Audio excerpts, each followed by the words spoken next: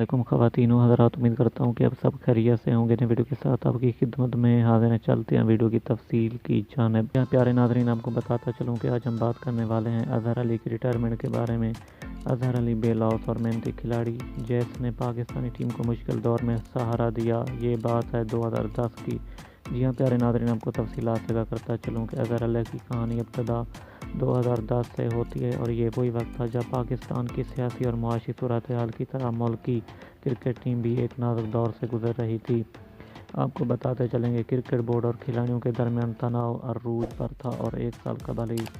Sri Lankan team پر ہونے والے حملے کے بعد کسی بھی غیر ملکی ٹیم کا پاکستان کا دورہ کرنا آنے والی کئی برسوں تک ممکن دکھائی نہیں دے رہا تھا، اور اسی میں اظہر علی نے آسٹریلیا کا دورہ پاکستان کیا اور کافی حد تک پاکستان ٹیم کو مضبوط بنایا، جس کی وجہ سے 2010 کے بعد اور 2022 تک اظہر علی پاکستان ٹیم رہے۔